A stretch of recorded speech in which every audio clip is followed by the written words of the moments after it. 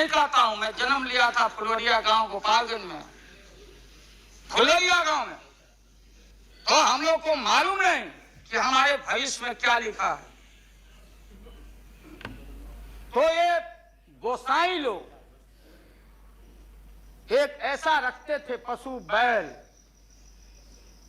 आंख पर मासा है, पीठ पर पैर है, बहुत छोटा नाटा है, जिसको नादिया बोलते उत्तर प्रदेश में, हम लोग अपने यहाँ बसहा बैल बोलते।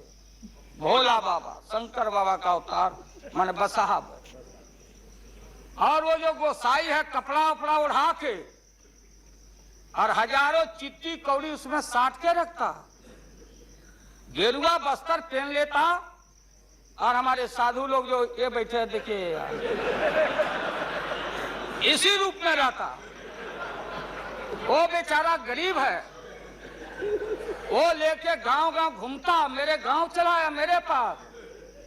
मेरी माँ बैठा दी ओरी के नीचे खपड़ा घर के, देखो बाबा देखवा दो मेरे बेटे के भाग में क्या लिखा हुआ।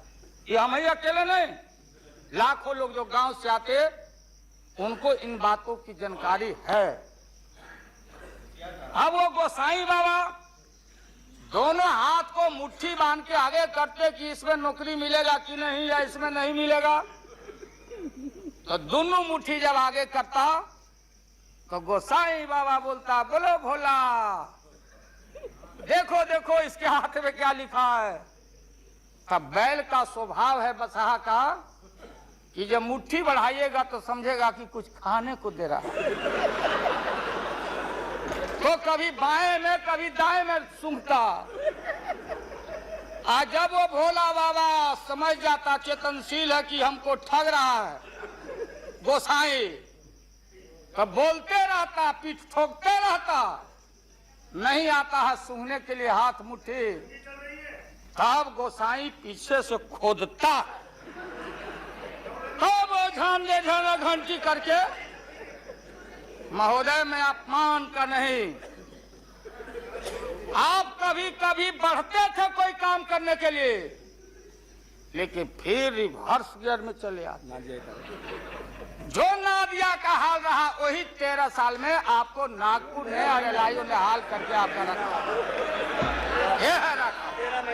13 महीना आपको एक मौका था।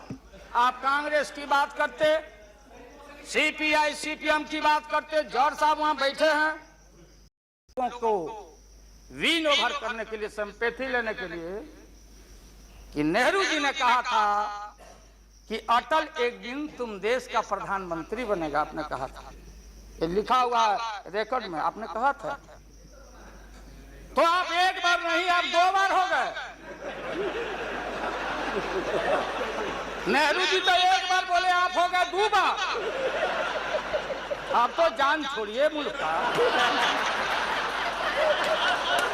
महोदय दूसरे बारे दीजिए